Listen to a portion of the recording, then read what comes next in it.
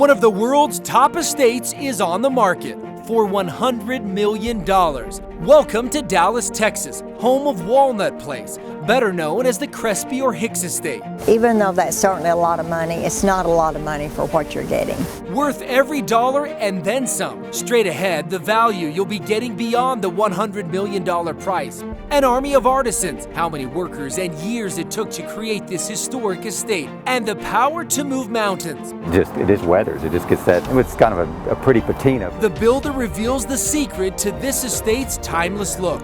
It's not a crown jewel just for Dallas, it's world renowned. At the top of Texas real estate, Allie Beth Allman, who has seen her share of impressive properties, but nothing that rivals what's found here. This has everything wrapped up together to be the best house and the best estate and the best location that there is anywhere. Part of the price tag is pegged to the past. It was originally built in 1938 by P.O. Crespi, an Italian count who hired one of the most respected architects of his time, Maurice Fatio. It would end up being one of Fatio's last creations, a major reason why this has become one of the most treasured homes in America. It couldn't possibly go out of style. I mean, all the materials are timeless. More than 50 years later, it was purchased by Tom Hicks, who teamed up with acclaimed architect Peter Marino to preserve and perpetuate what Fatio and Count Crespi had started. There's really a new house behind this historical facade.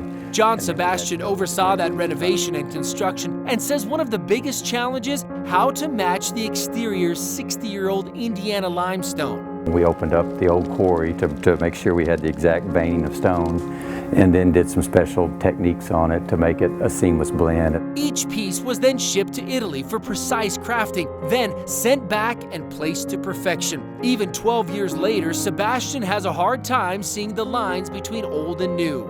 And that to me is kind of the ultimate compliment. It's pretty seamless. I would challenge you to even kind of figure out where that stopped and started. By 2003, the workers were gone and the renovation and expansion complete. The original facade, center corridors, and front staircase all preserved. We literally had to prop up all these stone walls with steel reinforcing while everything was just blown out in the backside of it. The end result, this flawless 10-bedroom, 27,000 square foot main estate house. Every room almost has a story in this house. There's the grand entrance with the original front door, marble floor, and the original Crespi spiral staircase. Walk through the living room and stroll through the centuries on this antique European wood floor, dismantled, imported, and painstakingly reassembled piece by piece. The library, some of it original, features 1820s paneling from France, and one of the most talked about rooms, the domed conservatory. This conservatory was actually added on when they did the renovation, but you cannot tell it at all. It is one of the prettiest rooms in the house.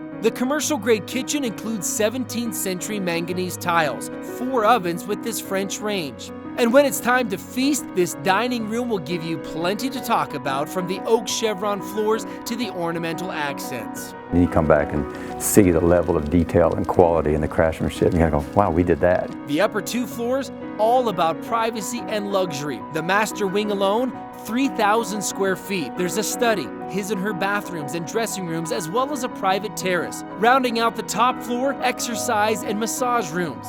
The lower level features one of the property's 2 home theaters. In addition to the main house, the Hicks added this incredible 3,300 square foot 2-story guest house with a full kitchen, living room, and dining room, as well as this dream recreation complex with a massive pool and this 4,800 square foot hangout with a 19-seat cinema quality theater in the lower level. When it was all said and done, Walnut Place had grown to more than 71,000 covered square feet. They had such a good product to start with. So the more they improved it, the better it got, and that's why it's like it is today. Below ground, a space rarely seen. This is the tunnel that takes you beneath the home, past the wine cellar, and eventually to the muscle that makes this estate hum. From boilers to chillers, commercial-grade pumps and pipes, the brains of the property could support any high-rise. But the beauty lies in the location.